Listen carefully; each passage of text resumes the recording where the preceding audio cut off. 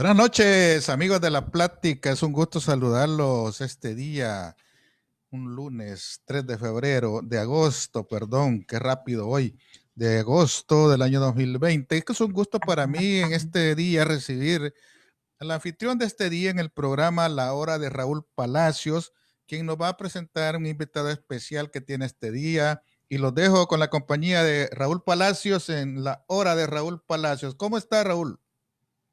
Todo bien, Luis Alonso. Gracias de nuevo por este espacio que me concedes a mí y poder conversar con mis invitados especiales.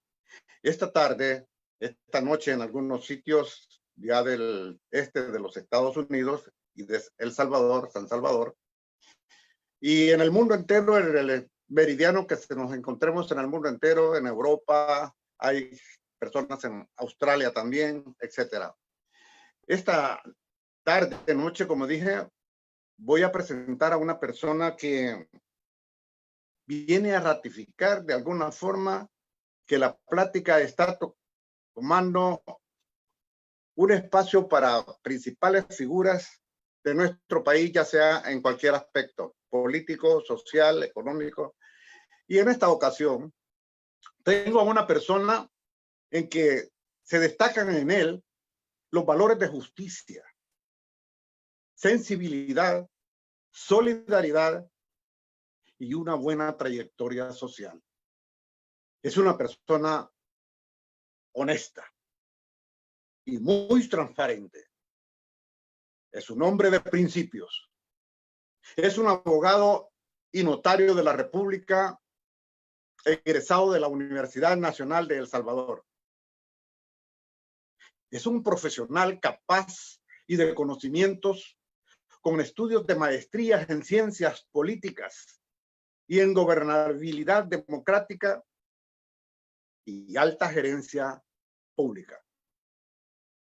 Tiene sus estudios de diplomado en cooperación internacional para el desarrollo de derechos humanos y derecho constitucional y desarrollo económico local, territorial, todos cursados en el exterior.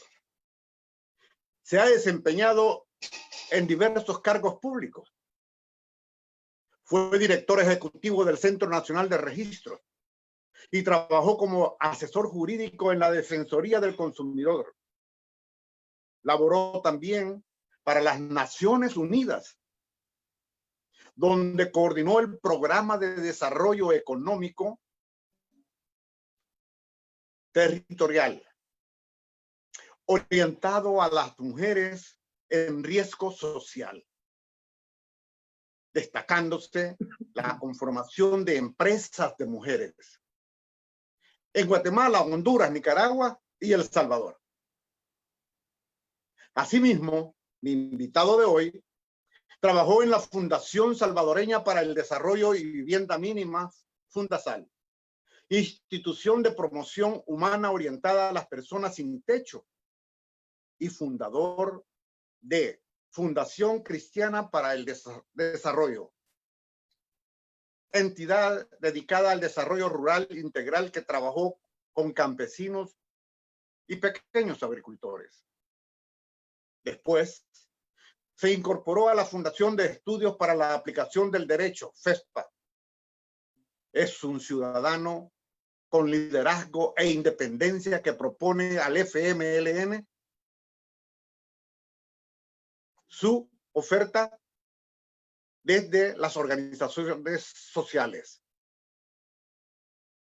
Él no ha estado nunca afiliado a ningún partido político y su trabajo social y político lo ha realizado desde organizaciones de la sociedad civil y movimiento sociopolítico como Movimiento Iniciativa Ciudadana,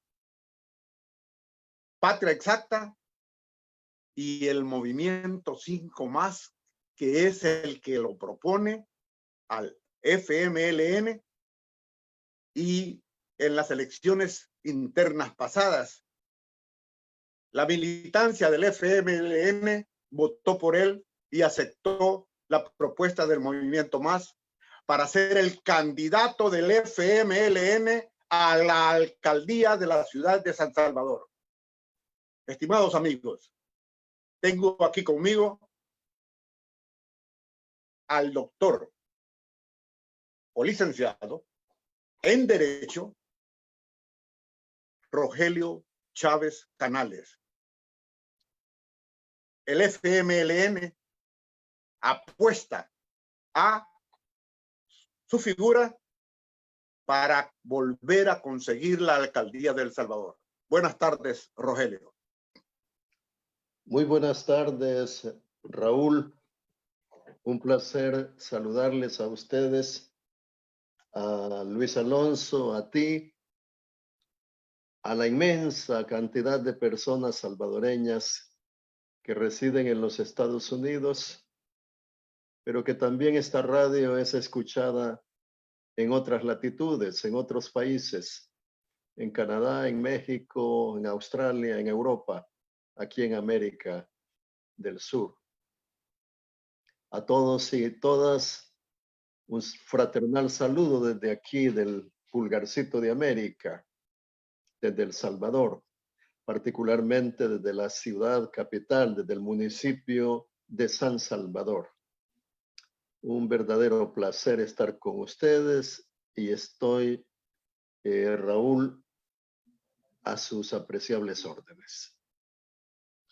Muchas gracias, estimados amigos que van entrando ahorita, poniéndose en línea en la programación de la plática en la hora de Raúl Palacios, que se transmite el día lunes o día martes. Estamos conversando con el candidato a la alcaldía de San Salvador propuesto por el FMLN a iniciativa de su movimiento 5 Más.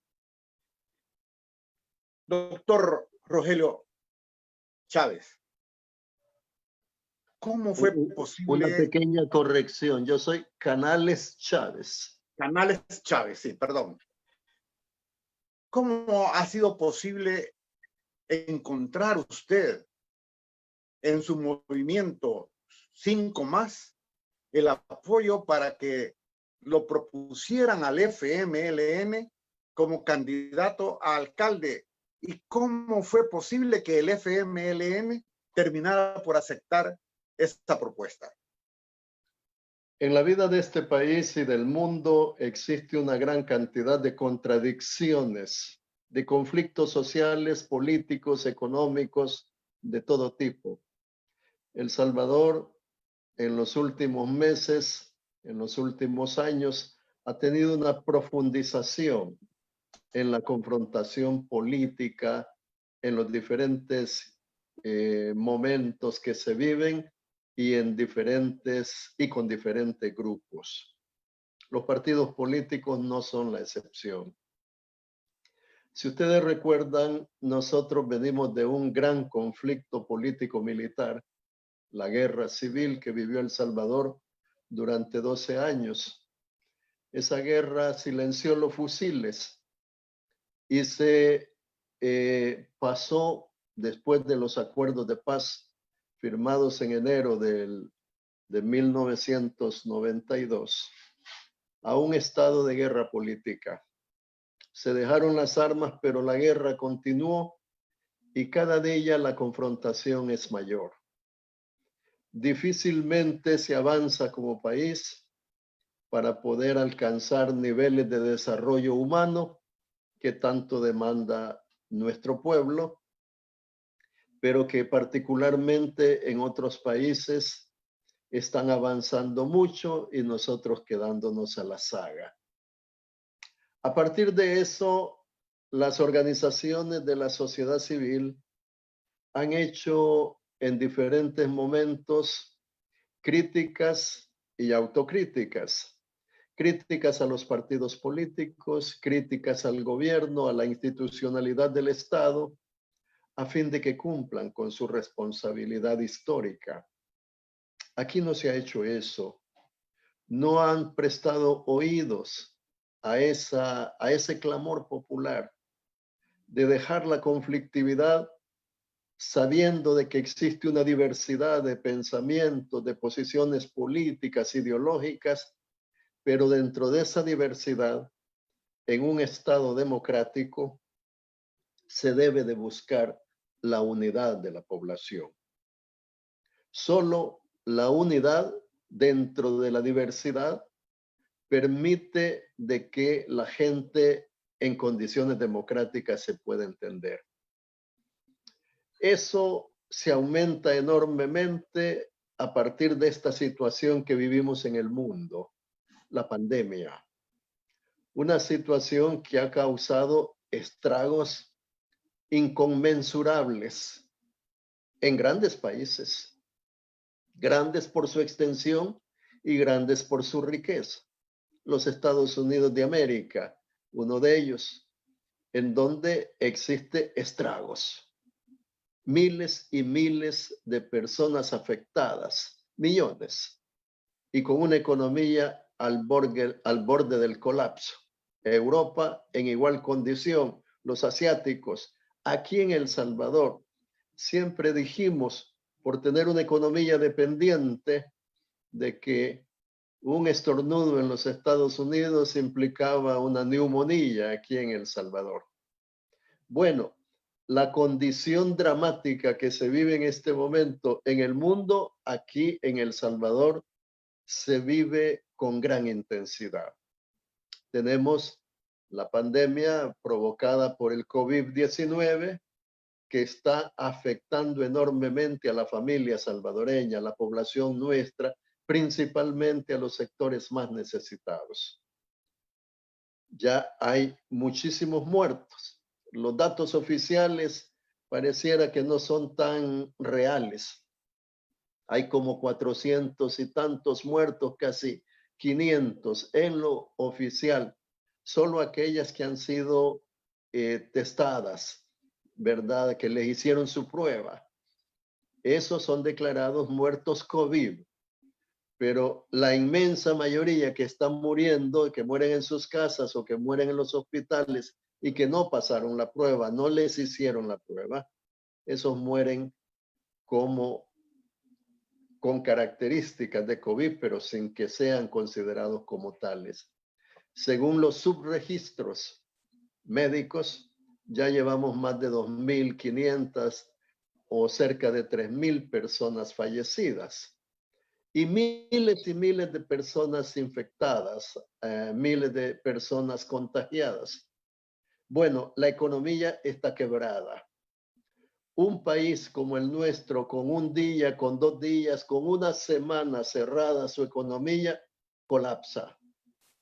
Aquí hemos pasado 3 meses con una cuarentena rigurosa y ya llevamos casi 4 en donde la economía no se logra abrir porque el Supremo Gobierno no da la autorización para que se abra.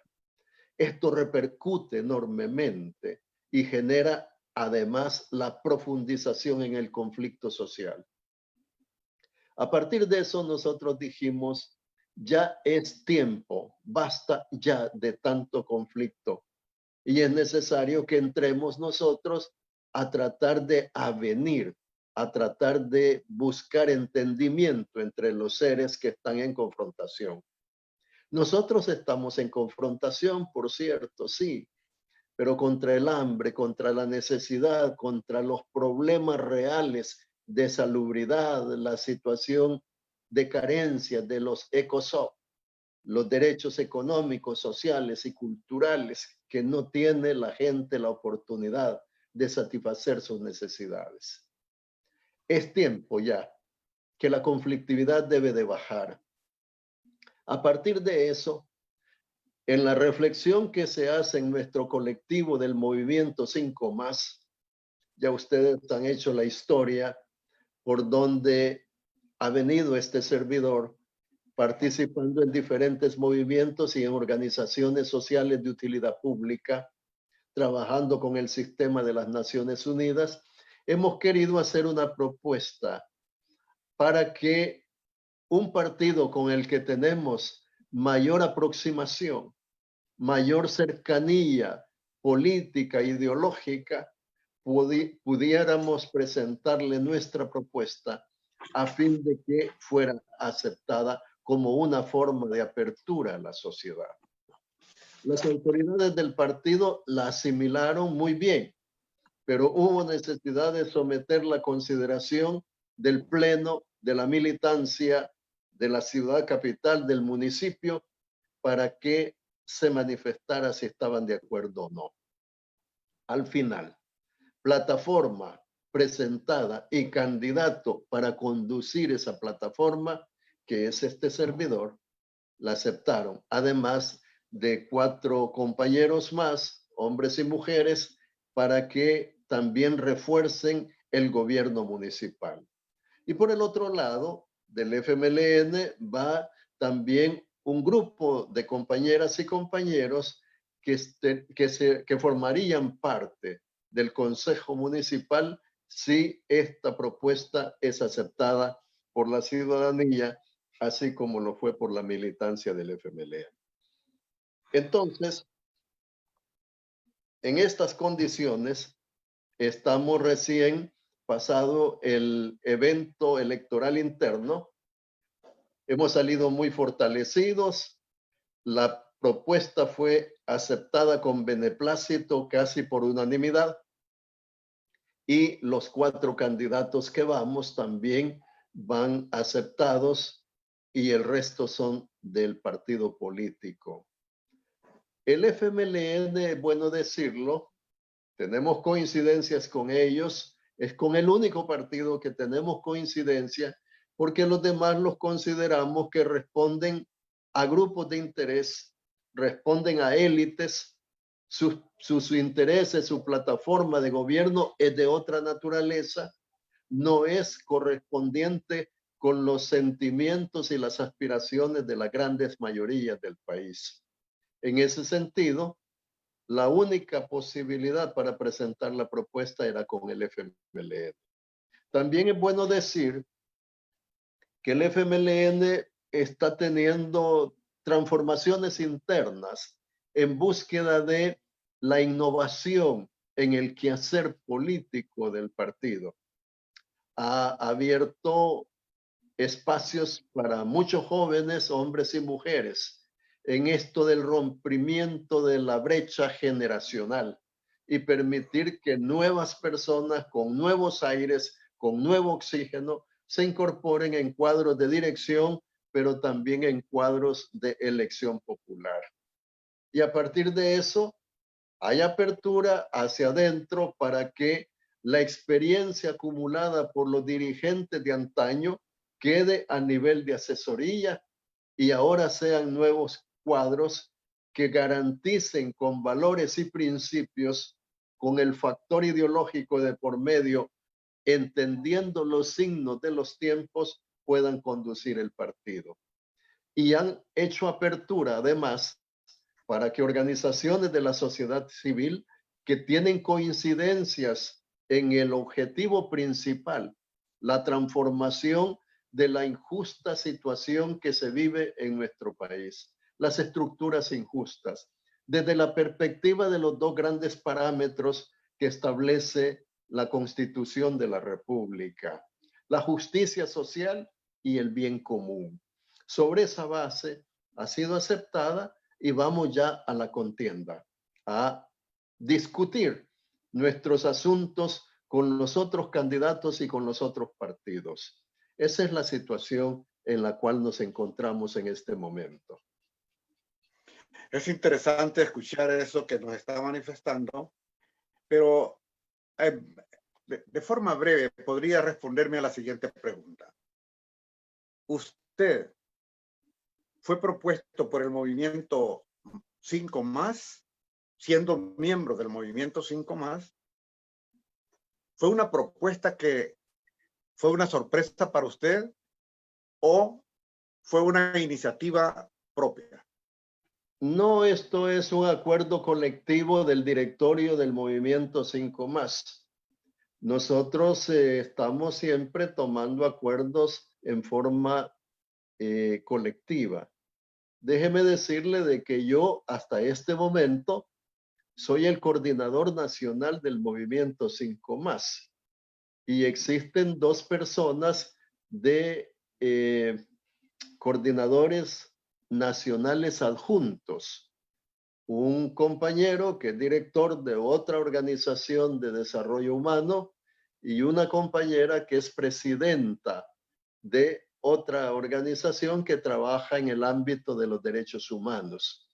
Entonces, la coordinación nacional está dividida en 3 personas. Yo soy el coordinador nacional general con 2 adjuntos, un hombre y una mujer.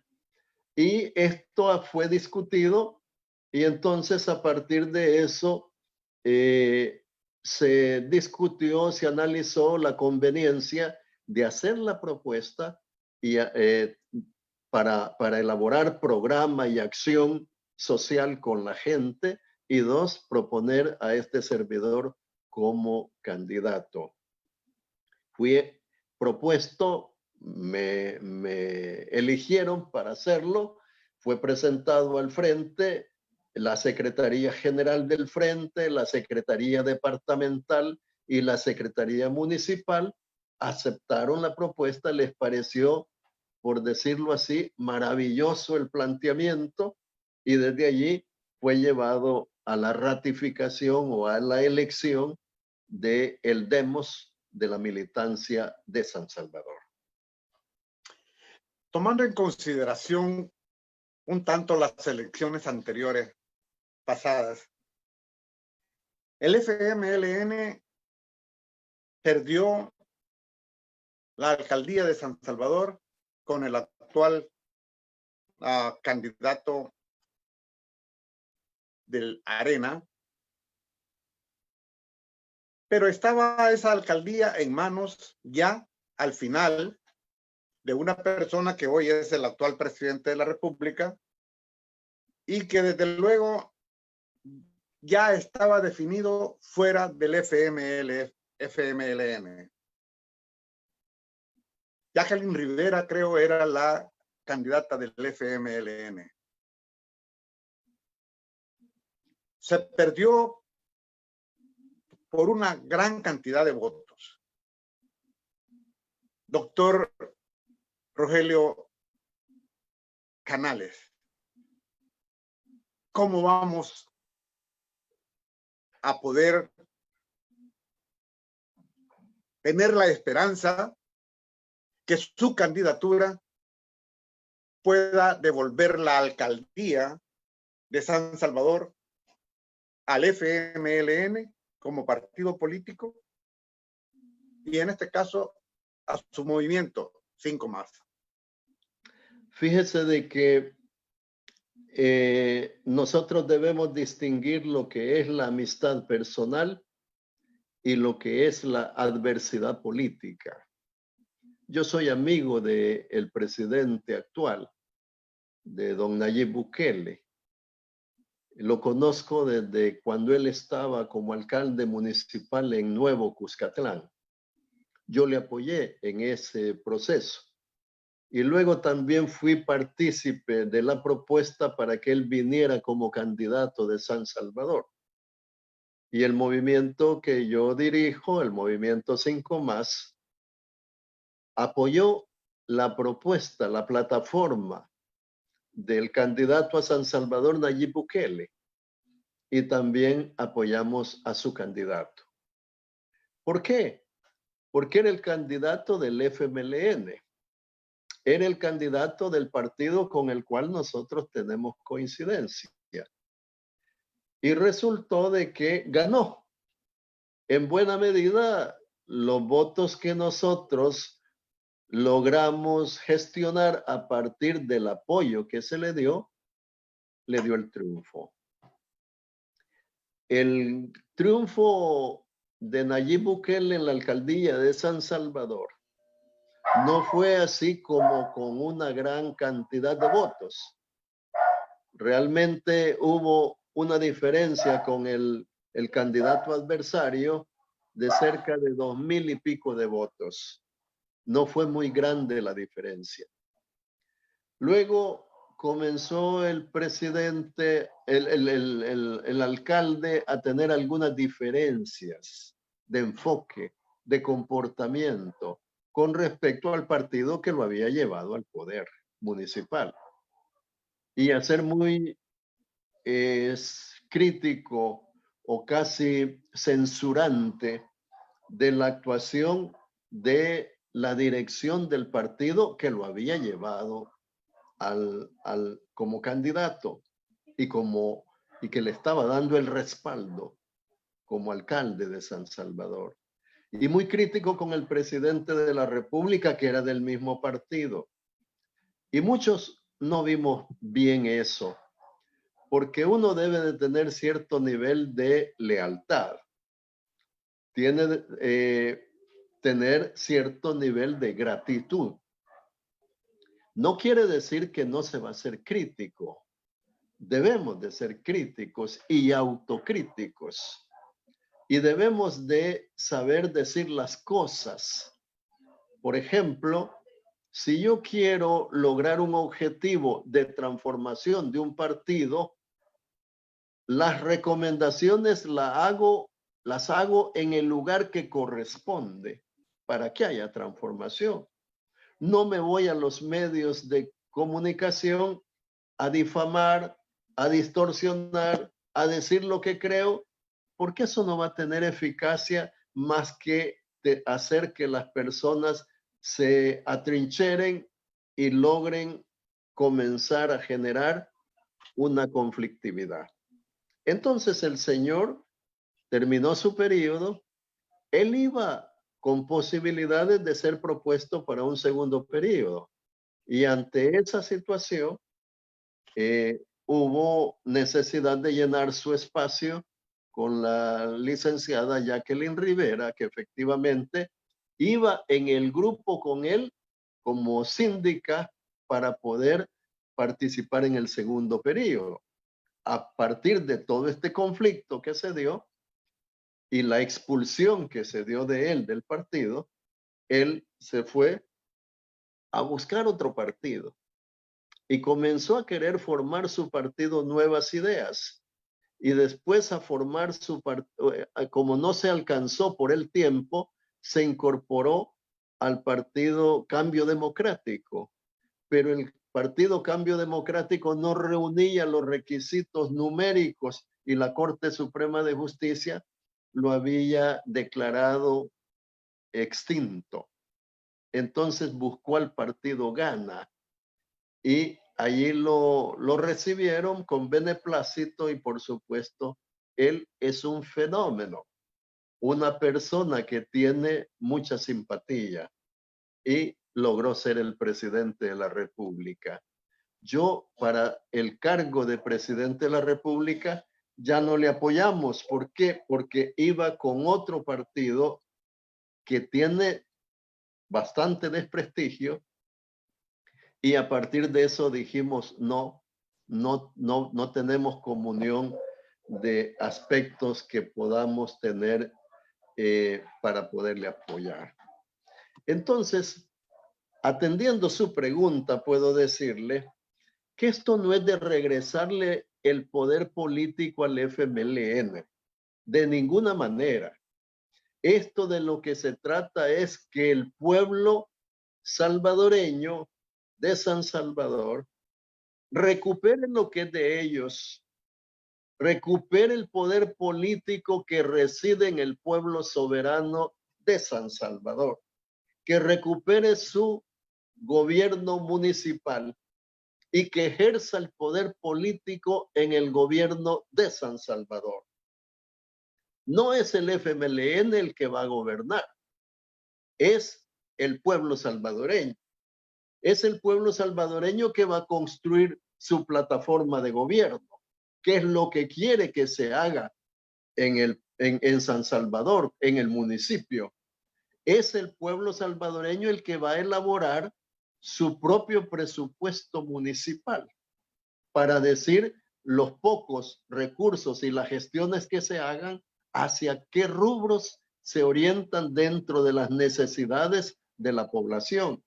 Y es el mismo pueblo salvadoreño el que establecerá los mecanismos y las entidades de control social para que esa gestión y los fondos que se tengan en la comuna puedan ser utilizados en forma sana, sin corrupción de ninguna clase y para los destinos que han sido establecidos.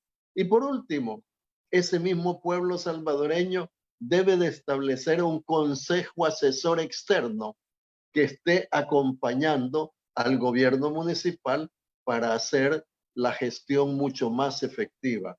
Un consejo asesor multidisciplinario que permita que ellos puedan asesorar a su grupo de personas que estaría en el ejercicio del poder. Esto es novedoso, Raúl. No es una cosa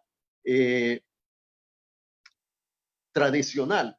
Aquí de lo que se trata es de poner en práctica la democracia participativa, en donde el pueblo social no solo juega el papel pasivo de estar otorgándole un cheque en blanco a un representante para que vaya a ejercer el poder. Esto es, el pueblo se incorpora al ejercicio del poder directamente a fin de que pueda conducir por mejores derroteros el quehacer en el municipio de San Salvador. Ante eso, yo puedo decirle, ninguno de los partidos políticos, por su naturaleza, ni ninguno de los candidatos puede presentar esta oferta. Una oferta en donde la población se convierte en sujeto de derechos, en donde la población se convierte en el impulsor de su propio destino, hacia dónde quiere ir por la senda del desarrollo humano. Ellos responden a élites, responden a grupos de poder, y eso va totalmente en distorsión de lo que podría ser un gobierno popular. Entonces, la democracia tiene dos características: o es representativa o es participativa. Nosotros estamos planteando una democracia en el ejercicio del poder político en forma participativa. Esto no pueden ellos robar el mensaje y demagógicamente plantear que harían lo mismo, porque entonces que comiencen a hacerlo ya. Allá hay un alcalde que está terminando su periodo, pues debió haber hecho la apertura correspondiente para que el pueblo tomara el control y dirigiera el poder político. Una dirección de carácter popular, teniendo una opción preferencial por los sectores más necesitados.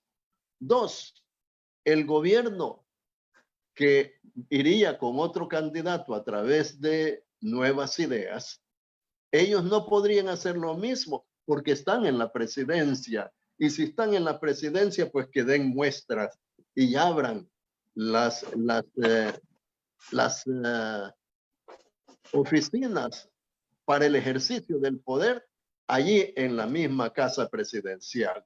Entonces, esto es novedoso, es una única forma. Le podrán poner los epítetos, las calificaciones que quieran, pero en esencia es el pueblo soberano, el comandante general de la sociedad, asume el control y conduce su propio gobierno para cumplir con los fines que constitucionalmente se establecen: justicia social y bien común.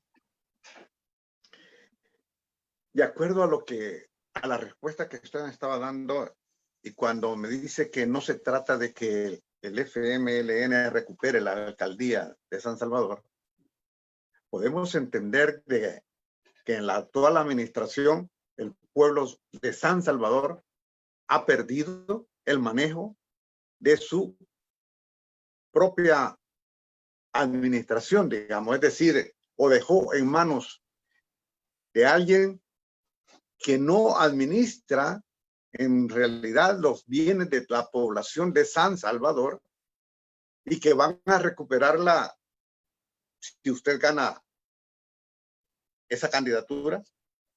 Fíjese de que aquí hubo 2 ensayos sobre democracia participativa. Hay una política municipal de participación ciudadana con el doctor Héctor Silva, cuando fue candidato él por el FMLN.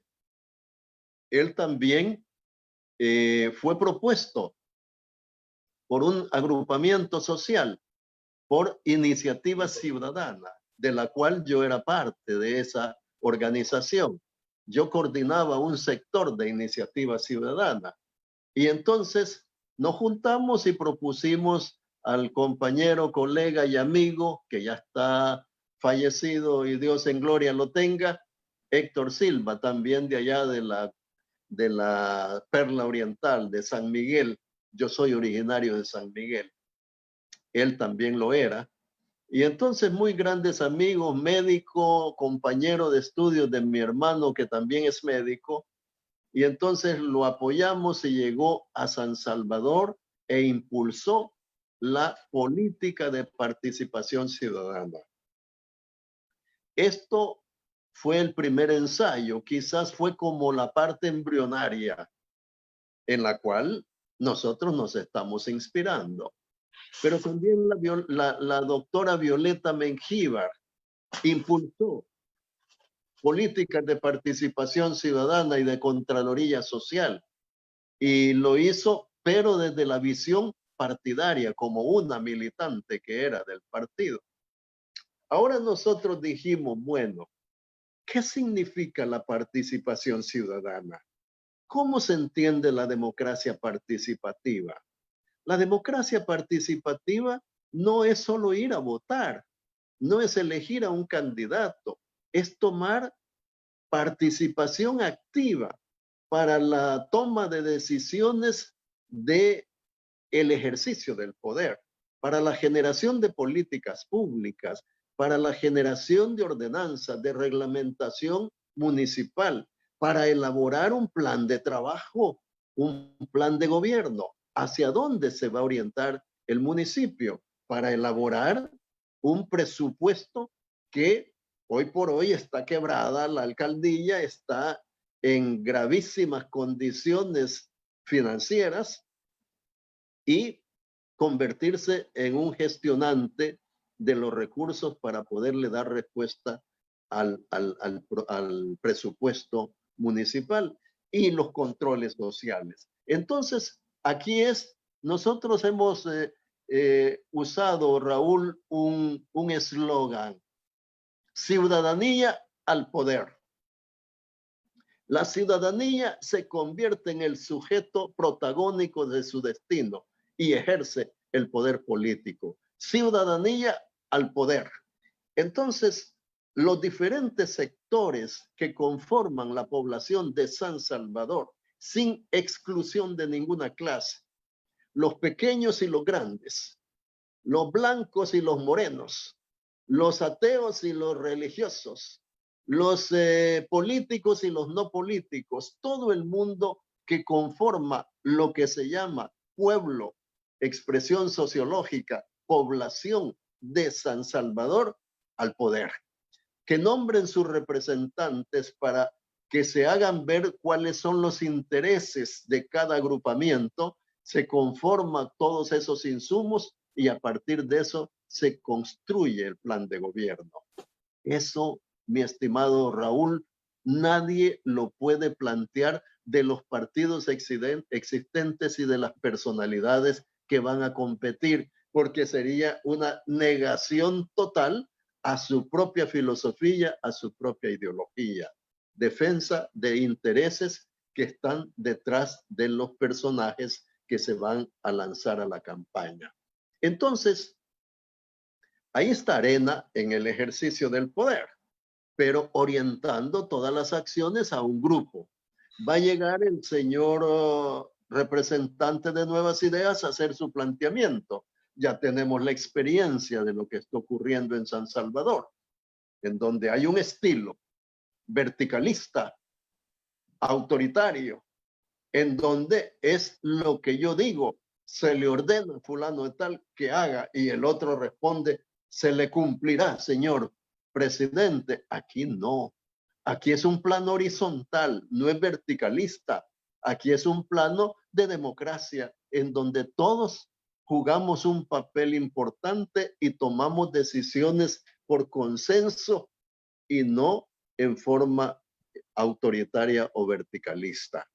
¿Eso le va a dar réditos al FMLN? Yo creo que sí, importantes réditos, porque será un partido que vuelva nuevamente a tener una característica importante dentro de lo que es vinculación con el soberano pueblo de El Salvador.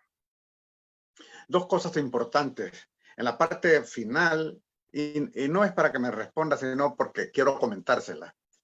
En la parte final habla usted de una línea horizontal, no una línea vertical. Pero eso nos sonó mucho en el ideario y la campaña de Nuevas Ideas.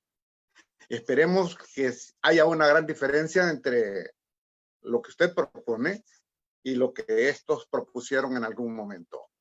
Y la otra cosa, ciudadanía al poder.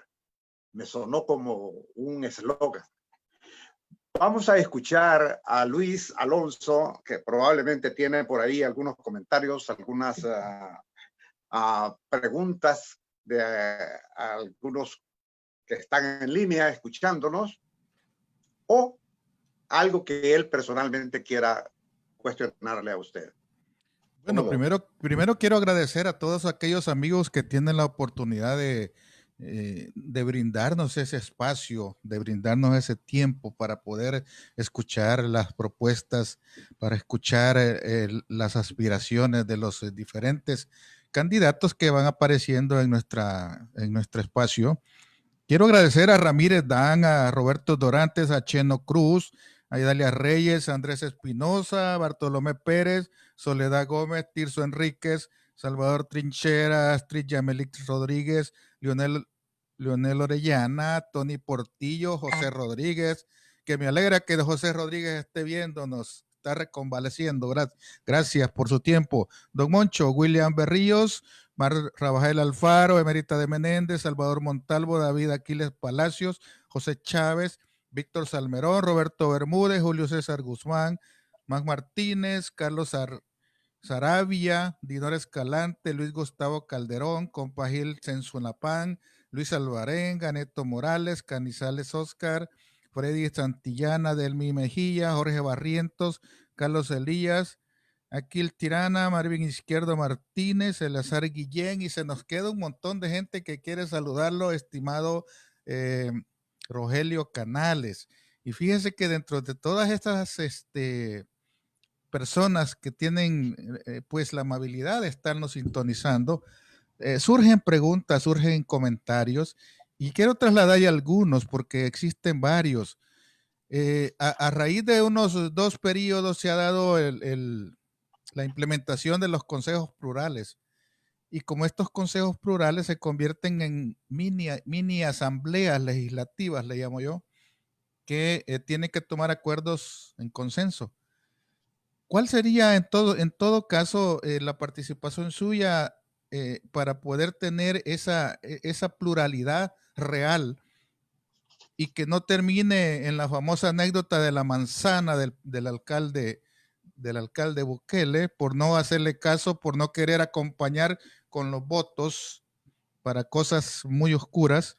Y también que nos defina, por ejemplo, aquel famoso eslogan que se llama, pues no soy ni de izquierda ni derecha, pero entonces, ¿de qué soy? Entonces, esa parte como segunda. Y también, ¿cómo lograría usted un equilibrio medioambiental que tanta necesidad hace en la capital y un equilibrio catastral? Vamos, por favor, si tiene la amabilidad de responder esas partes. Cómo no, en primer lugar, agradecidísimo con el saludo que me envían los compatriotas, donde sea que se encuentren. Se lo retorno con un fuerte, fraternal abrazo de mi parte, muy solidario. Segunda cosa que puedo decir es que el pluralismo ideológico es fundamental en una democracia. Yo tengo mi propia ideología política. Soy una persona de izquierda democrática. No soy una persona de derecha. Si a los motes nos queremos ir. ¿Qué significa la izquierda y qué significa la derecha? Significa la derecha el conservadurismo del status quo, de las estructuras, que responda a intereses sectarios o intereses elitistas para generar dentro de cierto nivel de empresarialidad la maximización de el beneficio económico para esos sectores. ¿Qué significa la democracia visto desde la izquierda? Significa justicia social, derechos humanos, equidad en la distribución de la riqueza, formas de cómo se compensa a la sociedad por las condiciones de debilidad en la que se encuentre. Significa el respeto a los derechos humanos, significa la vivencia de la democracia popular, la democracia participativa, significa el respeto a las mujeres en toda su integridad como sujetos o sujetas de derecho que son. Significa el respeto a las personas de la tercera edad, se le llama, las personas que tienen cierto nivel de acumulación de riqueza humana. Entonces, me permiten un segundo que está sonando un teléfono.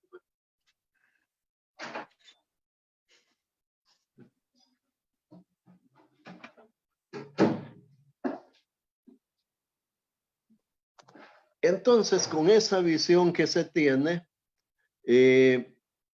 habrá que ver cómo se me califica. Yo me considero una persona democrática, una persona que tiene esas características.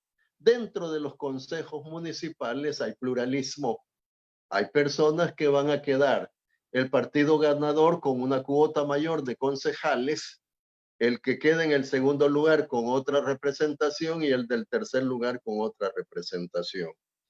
Yo pienso que todos los concejales deben de tener una responsabilidad, una función específica y desarrollar su trabajo en forma horizontal, como decía, dentro del lineamiento que se establece como plan de gobierno. Cada quien agarra su responsabilidad dentro de ese plan y lo ejecuta con personeros de la sociedad civil. En este sentido, nosotros creemos de que esa mini asamblea de la que usted habla va a desempeñarse perfectamente sobre la base del respeto mutuo. Pero además de eso, hay principios fundamentales: legalidad, constitucionalidad, ética, honradez. Si esos valores están presentes, no existe conflictividad con nadie. Lo que se cuestiona, se censura, se rechaza son las negociaciones oscuras, son los entendimientos bajo la mesa, son cuestiones que se hacen para fomentar relaciones indebidas con grupos humanos que no están haciendo sus actuaciones de conformidad con la ley. Los principios administrativos de eficiencia, eficacia, efectividad, excelencia deben de estar presentes. El combate frontal a las prácticas indebidas. La corrupción debe ser erradicada totalmente. Toda persona que cometa un hecho de corrupción debe de ser transferido inmediatamente a los órganos de investigación del delito y que reciba la correspondiente sanción que la ley establece. Sobre esa base, en forma horizontal, con el respeto mutuo y sobre la base de principios y valores, la comunidad puede perfectamente con su gobierno municipal obtener logros importantes en el desarrollo humano. En ese ámbito le puedo responder la pregunta, ¿verdad? Se convive como estamos conviviendo en este momento y haciendo llamados constantes a la unidad dentro de la diversidad ideológica que se puede tener, unidos por un factor común, una plataforma de gobierno que ha sido construida con la población y además los otros componentes de la ruta del ejercicio del poder político municipal. Ciudadanía al poder municipal. Ciudadanía, los sectores municipales deben de incorporarse a ese planteamiento. Hay una total diferencia con el partido Nuevas Ideas que señalaba Raúl. No, ese es un tutti frutti.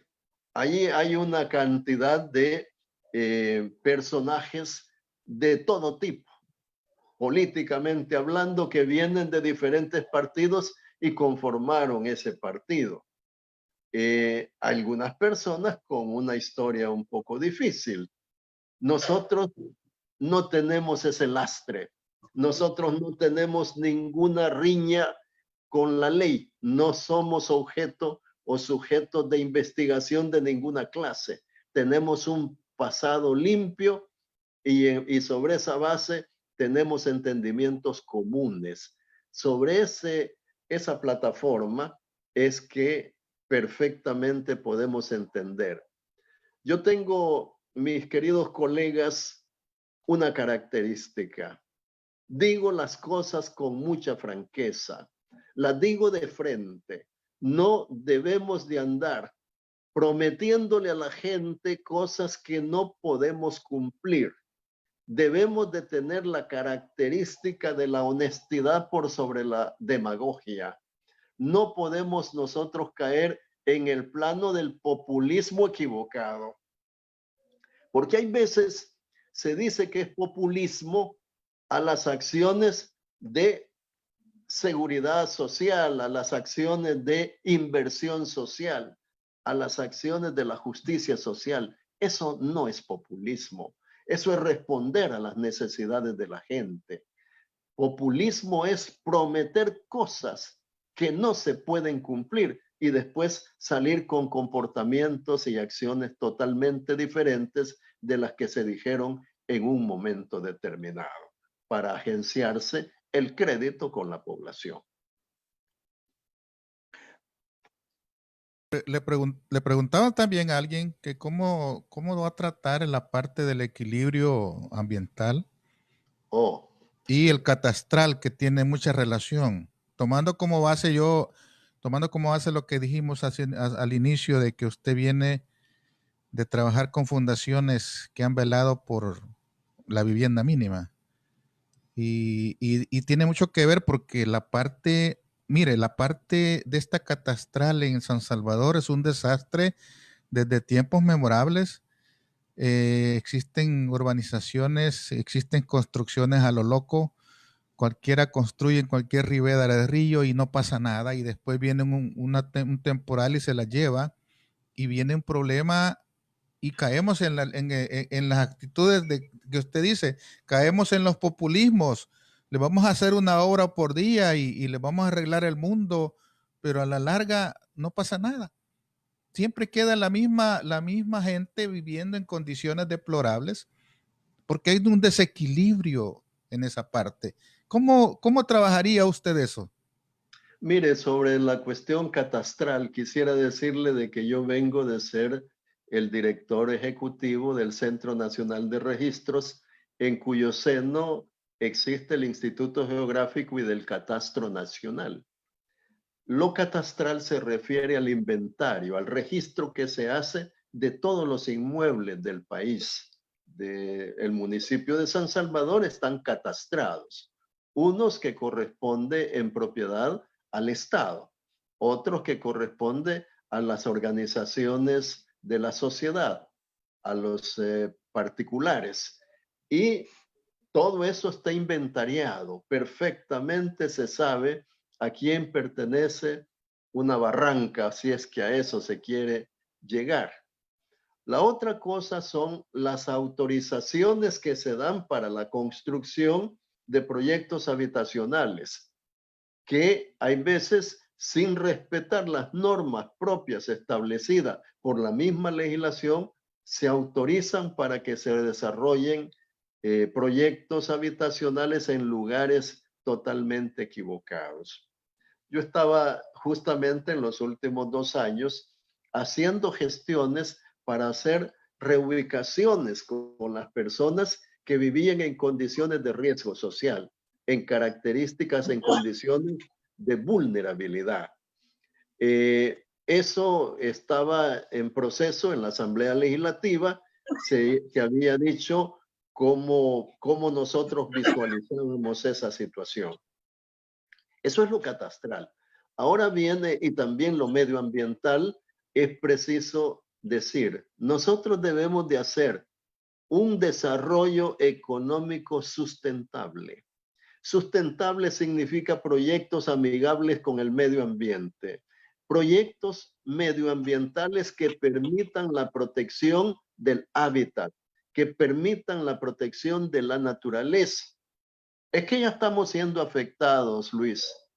Estamos siendo afectados en el mundo. Ustedes ahorita van a recibir los embates de una tormenta que va para allá. Causa daños tremendos. Estamos en todas partes del mundo con situaciones catastróficas producto de la acción humana que desarrolla acciones aparentemente de progreso, de desarrollo, sin sustentación medioambiental. Las obras de protección al medio ambiente deben de ser prioritarias en todos los gobiernos del mundo, no solo aquí en San Salvador, es en el planeta, porque estamos en una condición de recalentamiento del planeta, estamos en una situación de efecto invernadero. Nos está pasando la factura, la naturaleza. El Salvador no es la excepción. En ese sentido, nosotros debemos de buscar los mecanismos para darle preservación, mantenimiento, protección al medio ambiente, pero al mismo tiempo a las comunidades, buscar las formas de cómo inmediatamente después de un efecto medioambiental, un fenómeno natural que les impacte, buscar fórmulas de mitigación inmediata y de restauración. Han pasado 2 tormentas aquí, Santiago y no me acuerdo cómo. Ángela, la Ángela, y ha causado una mortandad de personas y daños a las viviendas populares y a las obras de infraestructura. ¿Qué se está haciendo por ello? Muy poco o nada. Nosotros debemos de buscar la prevención para evitar el riesgo, que es lo fundamental, para evitar la vulnerabilidad de las personas. Obras protectivas, pues sí tienen que haber, pero esas son ya de reparación por la mala acción que se ha dado por parte de los autorizantes de proyectos en lugares incorrectos, indebidos.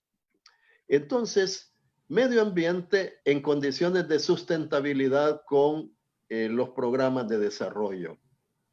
Todo aquello que sea amigable, protectivo del medio ambiente. Y luego está la situación de los proyectos sociales que deben de encararse. Bastante se ha visto de que a las personas les llevan un par de láminas, les llevan un par de plásticos para que se protejan, que cuando hay evacuaciones los llevan a un lugar como albergue, los regresan a las mismas condiciones de vida. Para eso, el Estado es responsable, tiene la obligación de la vivienda social. Es necesario buscar los recursos, los proyectos necesarios para que las personas puedan tener una unidad, una solución habitacional a sus necesidades. Yo efectivamente trabajé durante 8 años en la Fundación Salvadoreña de Desarrollo y Vivienda Mínima, que le da respuesta a los destechados, que ha tenido la oportunidad de resolverle a miles y miles y miles de personas sus condiciones infrahumanas en las que vivía y que ahora tienen una solución habitacional. Entonces, el Estado debe de ser el regulador, el rector de proyectos que son indebidos y el que solvente las necesidades de la población. Tenemos un déficit de cerca de 600,000 viviendas en el país para darle respuesta a igual número de familias y que vivan en condiciones de dignidad. Estimado Rogelio, vamos a aprovechar para saludar a quienes tienen la oportunidad y que se me quedaron en la anterior entrevista. Francisco Dimas, saludos hasta California. Juan Francisco Surio, hasta allá por Zacatecoluca. Fabián Lima, saludos. Boris Castro, estimado, saludos. Katy Mejía, saludos. Nelson Flores, Macabeo Barrera Cruz, Manuel Cortés, Mauro Navarro, Denis Alex Alarcón. Fíjense que hay un detalle importante yo que quisiera tocar con usted y es el hecho de que si nosotros hablamos de que los ciudadanos van a tener poder en una democracia participativa, tanto como pueden elegir a un funcionario, lo pueden quitar. ¿Está dentro de sus propuestas algún mecanismo de participación, pero no solo que sean yo opino, sino que tengan una incidencia en la toma de decisiones y que ellos mismos puedan ser los que fiscalicen algo? Fíjese de que en el medio nuestro el poder revocatorio, el referéndum revocatorio no existe en la Constitución de El Salvador ni en la ley. Por consecuencia, eso debería ser objeto de una reforma constitucional, porque el personaje que llega como funcionario público no le debe de tener temor al escrutinio social.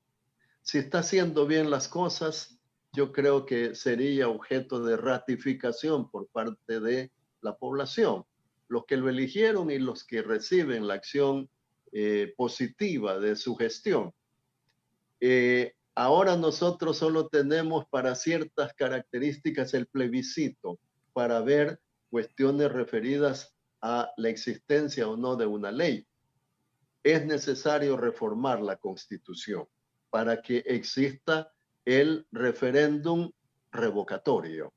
Hoy por hoy no lo existe, pero debería una persona con un mínimo de moral y con un mínimo de ética, al recibir la censura, la inconformidad generalizada de la población, tener la capacidad suficiente para retirarse. Retirarse porque el pueblo no lo quiere, porque el pueblo lo censura, lo rechaza en su actuación. Es cuestión de principio, de ética, que acepte el poder darle paso a otra persona porque él no está haciendo bien las cosas. Pueden decirse, no, es que legalmente a mí se me eligió para un periodo determinado y mientras la ley no me diga de que yo me retire, no me debo de retirar. Pero está la censura moral y ética que la población hace y perfectamente se sabe cuando una persona ha realizado acciones incorrectas. Yo he tenido la oportunidad de trabajar para el sistema de las Naciones Unidas, ya lo decía Raúl, y realmente dentro de toda esa historia, por cerca de 15 años, anduvimos trabajando con los sectores más necesitados de Centroamérica. Y todos mostraron satisfacción porque se les da el derecho a la oportunidad. ¿Qué espera el pueblo? ¿Migajas? No, espera oportunidad. La oportunidad para todo. para el desarrollo, para la vivienda, para la escuela, para la educación, para la salud, para el trabajo, para el empleo. Necesita oportunidad que se le brinde. No está de limosnero, está buscando la forma de cómo convertirse en un sujeto protagónico de su destino. Y eso, la gente es trabajadora nuestra, necesita la oportunidad para los programas de la microempresa, para los empleados por cuenta propia, que se le llama economía informal, para las mujeres que son sobre las que descansa en Centroamérica la economía de este istmo. Está en manos de ellas. Cerca del 80% de la economía descansa en las microempresas que a su vez son manejadas por mujeres. Entonces, si uno hace bien las cosas, Raúl y Luis, no debe tenerle miedo a la gente, al pueblo. Por el contrario, tampoco es aquello de que la persona que llega al poder se obnubile y crea de que ya llegó al top de la situación. Estos son puestos pasajeros. La persona que se vanaglorea de ser una cosa debe de entender que 2 años después ya no estará en ese cargo. Y debe de portarse bien para que el pueblo lo recuerde como un buen gestor. Entonces yo creo de que ahí veo caravanas yo de 24, 30 vehículos corriendo para un lado y para otro. A mí no me gusta eso. Cuando yo llegué como director del CNR, la primera pregunta fue, vamos a llamar al batallón presidencial para que le asignen 2 o 3 personas de cuidadores, de guardaespaldas, de seguidores. No, señores, yo no voy a hacer eso. Yo me conduzco yo solo. Yo manejo mi propio carro. Yo no recibo ninguna seguridad de nadie, que se le dé seguridad a la institución. Jamás tomé un viático. Nunca hice un viaje costeado por fondos del Estado. Nunca gastos de representación. Jamás me manejé en un vehículo institucional para asuntos particulares. Todos los asuntos míos y del Estado los hacía en mi propio vehículo. Yo viajé varias veces representando a la institución por invitación que me hacían organismos internacionales. Ellos pagaban. ¿Por qué tenía yo que pedir un viático si ellos me estaban pagando el viaje y los viáticos, el alojamiento, la alimentación? Muchos hacen esa doble factura. Eso es incorrecto totalmente. No debe de existir una cosa semejante porque es actuar en contra de la ética y la sana administración. Entonces, esas características son las que yo le pongo a la población. Tomar en cuenta la opinión de todos. Todos somos sujetos en el país sin exclusión de ninguna clase. Esto va para los hombres, para las mujeres, para los jóvenes, para las personas con cierto nivel de discapacidad, para las personas pertenecientes a la comunidad LGTBI, a los afrodescendientes, a los personas de los pueblos ancestrales originarios, con todos ellos construir, ponerse de acuerdo, sectorizar y que cada quien haga sus propuestas donde se ve reflejado en el plan. Debería de tener, yo soy amante de esas cuestiones así prácticas porque yo he trabajado por muchos años en empresa privada donde a usted lo evalúan por resultados y a usted le dicen, mire, usted va a estar de prueba y si no da el ancho va para afuera. Los funcionarios públicos deberían de tener la misma dosis porque la población está esperando todavía que le cumplan aquella frase famosa de una hora por día, o se acuerda, una cancha por semana, una escuela por día. Yo mi memoria todavía no me falla y a la gente no se le olvida cuando le dicen, yo les ofrezco 20 obras al día. Estamos esperando, ya pasó un año y no tenemos obras. Entonces, yo quiero dejar en manos de Raúl para que haga el cierre del programa y para mí fue un gusto tenerlo en este espacio, estimado Roelio. Luis, un abrazo muy fraterno y un saludo cordial hasta allá a los United States of America. Okay. Vamos a tomarnos, doctor Rogelio Canales Chávez, vamos a tomarnos unos minutitos más porque hemos hablado solamente en el sujeto de que usted es el candidato a alcalde del Movimiento Más y del FMLN. Pero también queremos hablar un poquito, y tal vez lo podemos hacer en respuestas breves, sobre la actual coyuntura política de nuestro país. ¿Qué está sucediendo? ¿Qué estima usted que puede citar como positivo del actual presidente de la República y qué es lo negativo que nos presenta? Es una pregunta un poco comprometedora porque no me gusta referirme a aspectos personales. Yo ya dije de que me considero amigo del presidente.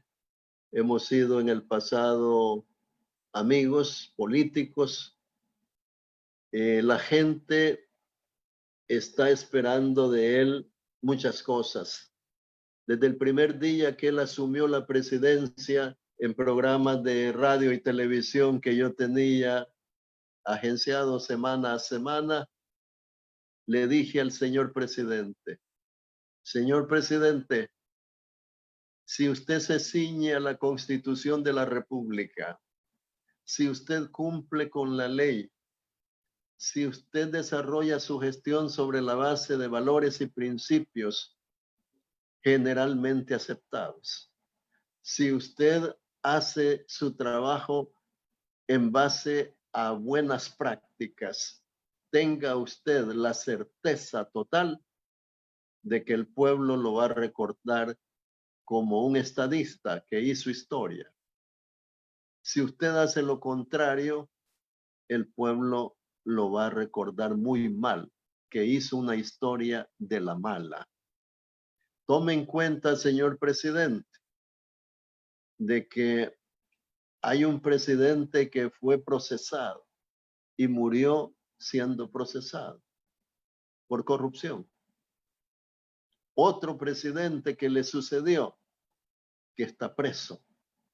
Otro presidente que sucedió al que está preso, que está procesado, perseguido y refugiado en otro país.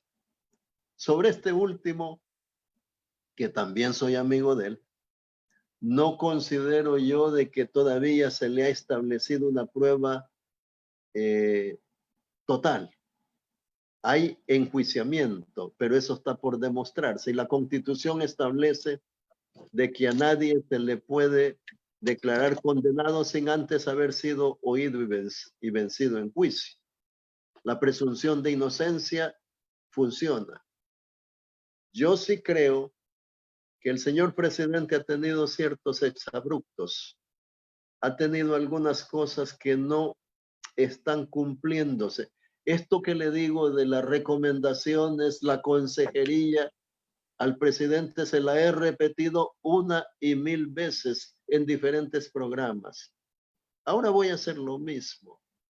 El señor presidente debe saber que si se ciñe a principios y valores democráticos, que si se ciñe a lo establecido en la Constitución, en donde se determina un Estado republicano con división de poderes, en donde se establece de que hay pesos y contrapesos, que cada poder tiene su propia función, su propia responsabilidad, y que es obligación de todos los poderes colaborarse para la buena gestión del Estado. Que si él respeta la existencia del primer órgano del Estado, que es la Asamblea Legislativa, sea quienes sea que estén ahí. a la Corte Suprema de Justicia como máximo organismo que dirime conflictos en la sociedad y a la Sala de lo Constitucional que se encarga de dirimir los conflictos entre los órganos del Estado. Si se le respeta sus resoluciones, que la democracia sí manda que se haga, que el Estado de legalidad y constitucionalidad sí manda. Las resoluciones de la Corte Suprema de Justicia son de aplicación general y de obligatorio cumplimiento por todas y todos los habitantes de este país. Mire el caso de en Estados Unidos, el señor Donald Trump fue llevado a un impeachment. Estuvo en un juicio político. Lo llevaron el Congreso y el Senado lo salvó. Vean lo que pasó con unas decisiones que tomó él y un juez de California las declaró improcedentes y él tuvo que admitir esa resolución. Las resoluciones cumpliéndolas el primer mandatario del mundo, del país más poderoso del mundo. ¿Cómo no lo podemos hacer los demás que nos vemos en ese espejo de democracia? Aquí debemos nosotros de cumplir con la ley, con la Constitución, con el Estado social, democrático y constitucional de derecho. Nosotros debemos de saber que vivimos en un Estado republicano, democrático y representativo. Debemos de saber de que la democracia implica pesos y contrapesos. Debemos de saber de que la libre expresión del pensamiento y la libertad de prensa son bastiones fundamentales en la democracia. Si se incumple con eso, caemos en el ámbito del autoritarismo y caemos lindante con la dictadura civil. Y aquí se peleó contra una dictadura militar. No caigamos en una situación de confusión. Los cargos son para desempeñarse con arreglo al ordenamiento jurídico. ¿Qué cosas buenas hace el presidente? Es carismático, promete muchas cosas. Por ejemplo, con esta cosa de la pandemia, hizo medidas al principio que algunos las calificaron de buenas, de positivas. Yo no la califiqué así. Consideré que muy temprano nos mandaban al confinamiento domiciliar. No había casos y ya estábamos refugiados en casa. La gente se cansó y cuando es más necesario ahora estar en confinamiento, la gente ya no quiere estar en confinamiento. Se hizo una cuestión, a mí me invitaron los de la Asamblea Legislativa, la comisión encargada de discutir los anteproyectos que mandaba para ver la constitucionalidad o no, porque déjeme decirle también, Raúl, que yo soy el presidente de la Asociación de Constitucionalistas de El Salvador, una organización de abogados y abogadas democráticas que quieren ir al rescate de la constitucionalidad en el país. Y me invitaron para ir a dar mi opinión con respecto a algunos proyectos de ley. No se puede a todos medir con la misma vara. No, no es lo mismo enviar a una persona de Comacarán a que se resguarde que con una de San Salvador, en donde pulula el COVID-19. Allá en Comacarán no hay casos, en Morazán no hay casos. Hay cerca de 40 o 50 municipios que no tienen casos. ¿Por qué vamos a mandar a esas personas a la reclusión, al confinamiento? Entonces sí se ve de que la pandemia debe de ser regulada, sí como no, cuarentena, sí como no, pero donde sea estrictamente necesario. Que es necesario que no por decreto ejecutivo se establezca la restricción a los derechos fundamentales establecidos en la Constitución y en la Carta Internacional de los Derechos Humanos. No se puede. quien es la única entidad encargada de restringir las libertades en El Salvador, es la Asamblea Legislativa. Es la única, a petición del presidente. Y ellos deciden, pero no fue así. Por decreto ejecutivo, lo cual es contrario a toda norma, se conculcaron ciertos derechos. Okay. Esas cosas son las que no podemos nosotros establecer. Ahorita, este es el país más endeudado en la historia, con este gobierno. Hemos llegado a tener un financiamiento único en la historia, 10,000 millones de dólares. Bueno, es preciso colocar ese dinero que alguna parte no ha sido colocada en el financiamiento internacional. Están hablando del 9 y pico %. Ayer se discutía la aprobación de otro crédito del BID, que fue por 250 millones de dólares, que se inserta dentro de lo que ya fue autorizado para gestionar recursos, al 2%. Aquellos que han sido colocados en los últimos días mediante bonos o certificados, cerca del 10%. 1,000 millones al 10% anual. ¿Cuánto se tiene que pagar anualmente por cargo a la deuda? Cerca de 100 millones de dólares anuales.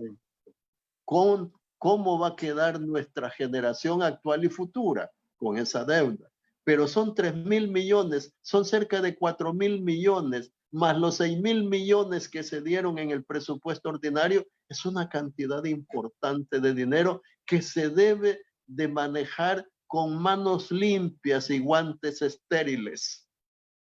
No hacerlo así, vienen después las repercusiones. Y yo no quisiera ver procesos para nadie. Doctor Rogelio Canales Chávez, usted es un abogado constitucionalista. Por lo tanto, es de su conocimiento que tenemos una legislatura, algunas semejanzas, pero diferentes a lo que es en los Estados Unidos de América. Aquí se puede destituir al presidente de la República. En nuestro país puede haber alguna forma también que esté dentro de la Constitución que se puede destituir al presidente de la República, y eso puede realizarse mediante el seguimiento de las pruebas que se establecen y conforme se establece en la Constitución de la República. También, eso de no criticar por ser amigos, me parece que no es lo más apropiado. Pienso que como funcionario que aspira a alguien, debe ser bien firme en que la crítica, la amistad es una cosa. Usted y yo podemos ser muy buenos amigos, pero eso no me va a implicar a mí o a decir que yo no tengo por qué criticarlo o por qué no establecer una crítica cuando estamos viendo una realidad. Como abogado constitucionalista, doctor Rogelio Canales Chávez, el actual presidente de la República no ha violado la Constitución. El actual presidente de la República no ha dado visos de volverse un dictador. El actual presidente de la República no busca a través de los medios legales, a través de tener en febrero próximo, en las elecciones próximas, una mayoría dentro de la Asamblea Legislativa para poder elegir los próximos magistrados. Usted aspiró a ser magistrado de la Corte Suprema de Justicia. Tener la mayoría de magistrados en la Corte Suprema de Justicia y poder manejar desde los tres poderes del Estado y hacer efectiva una dictadura desde el campo legal.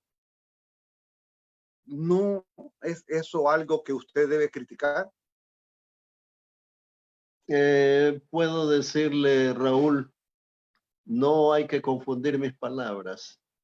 Yo he dicho de que no quiero criticar al amigo en su aspecto personal subjetivo, porque usted me preguntaba sobre las características de él en su carácter personal.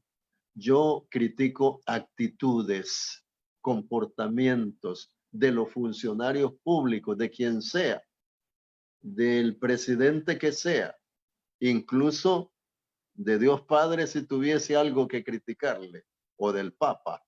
No me importa si se molestaran, yo lo haría, pero en actitudes, en comportamientos, en hechos, en resultados, no en el carácter subjetivo de ellos. Yo puedo, Objetivamente, doctor. objetivamente, por supuesto. Discúlpeme, quiero formularle la pregunta más específica.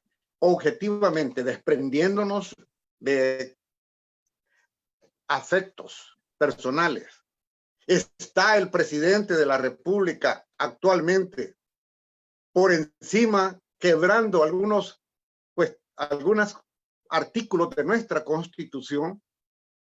¿Está inclinado hacia una dictadura legal?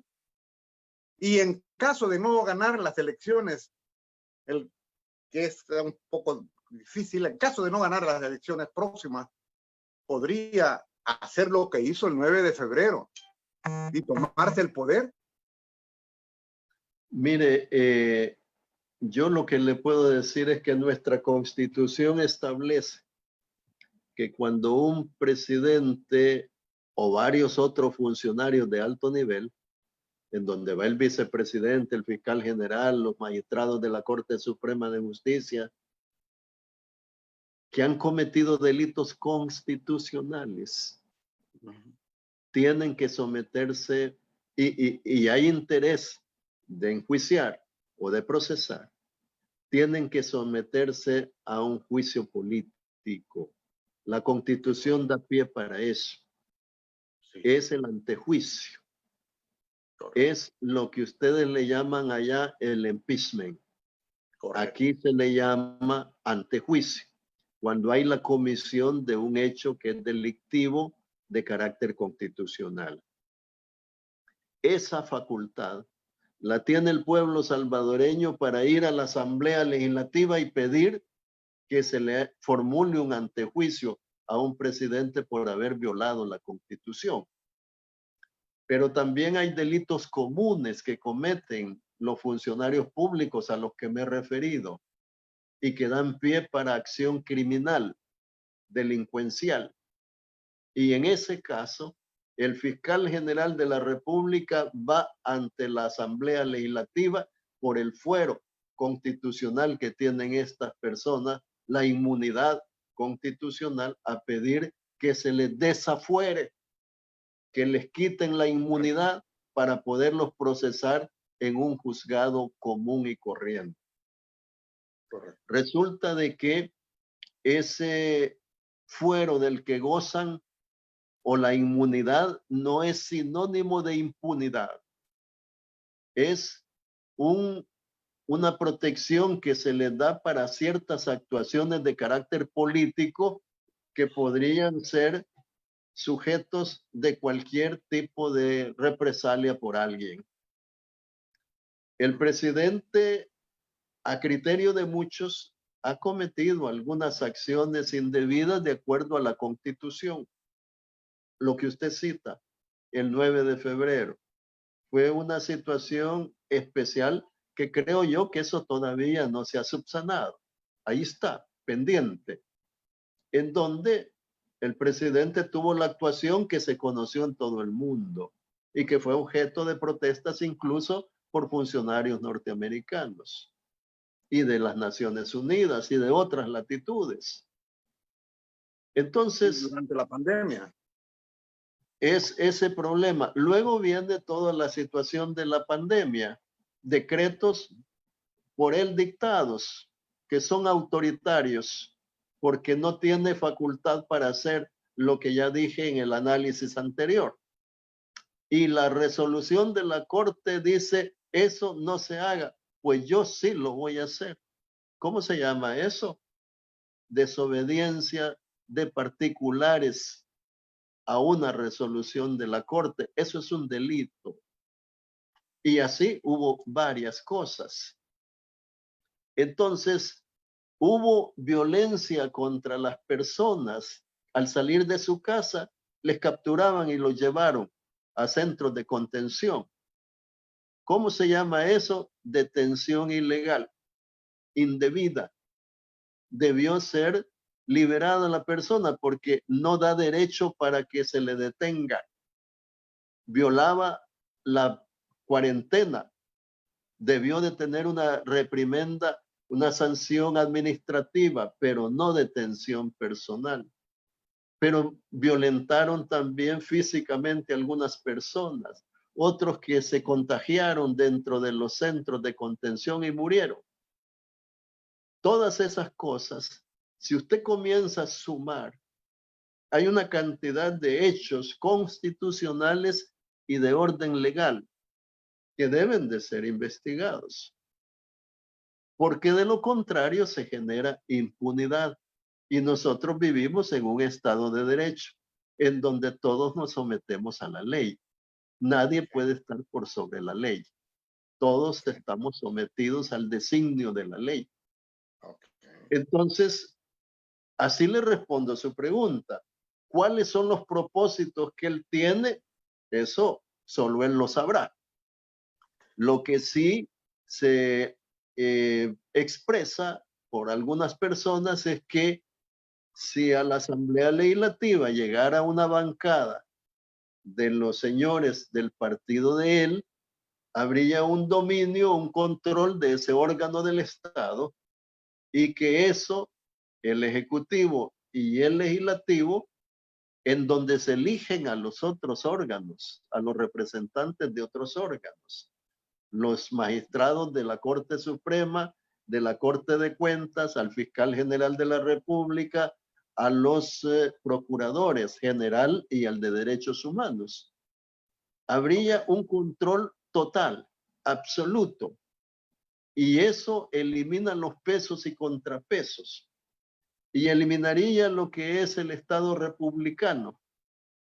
¿Por qué? Porque el autoritarismo, lo que se decida, si ahorita el señor presidente le ordena a sus ministros por Twitter, le dice, haga tal cosa, cumpla, se le da la orden, se le da la instrucción y el otro le responde por Twitter, sí señor, se cumplirá de inmediato.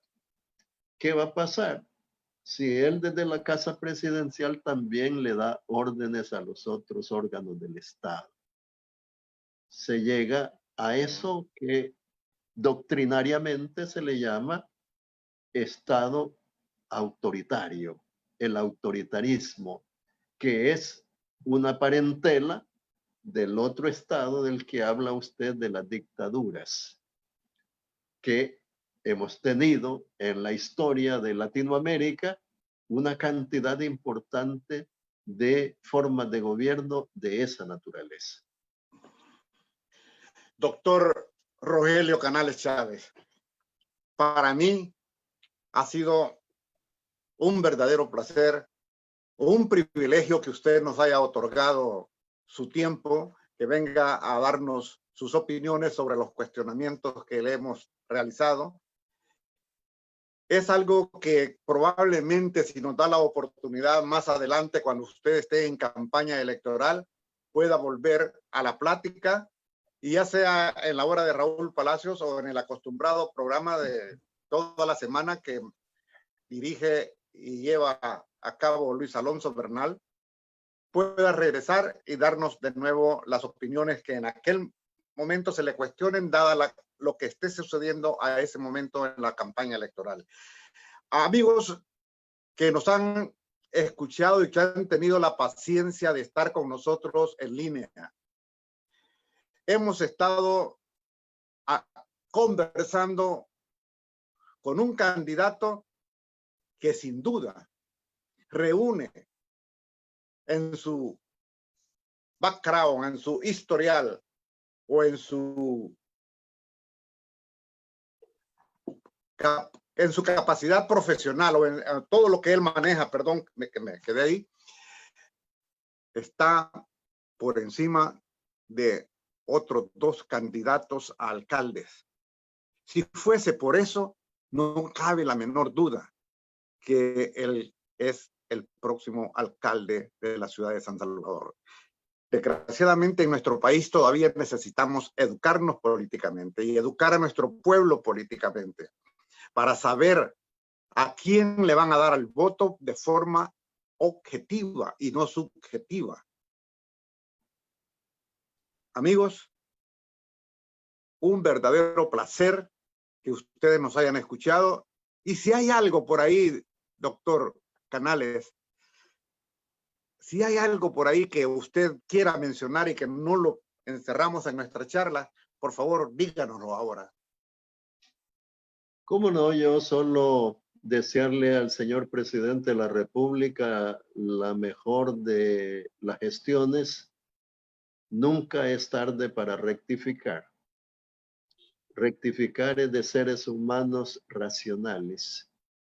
Si se está llevando la cosa a su criterio en forma equivocada y a criterio de muchos, es tiempo de hacer un viraje, de dar un golpe de timón y de enderezar las cosas por la vía de la constitucionalidad y de la legalidad para congraciarse con todo el pueblo salvadoreño, tener el beneplácito de que digan: este hombre hizo historia en El Salvador y de la buena. Y para decir en otras palabras, Raúl, yo soy un hombre democrático, soy un hombre que lucha por el Estado social, para cobertura de la justicia social, democrático, para el cumplimiento del sistema establecido en donde todas las personas tendemos igualdad de derecho y condiciones para dirigir el rumbo de nuestros pueblos, representativo, democrático, el Estado constitucional sometido a la Constitución de la República y al ordenamiento jurídico, ese Estado de Derecho. Sobre esa base, sobre principios y valores fundamentales que se heredan desde cuando usted era un niño, desde casi cuando está en el vientre materno. Desde allí viene su formación en valores y principios que le generan actitudes y posiciones ideológicas frente a la vida. Sobre esa base, en donde el principio ético y el principio de legalidad son fundamentales en la vida del pueblo, le digo a mi querido pueblo de San Salvador, al municipio de San Salvador: eso soy.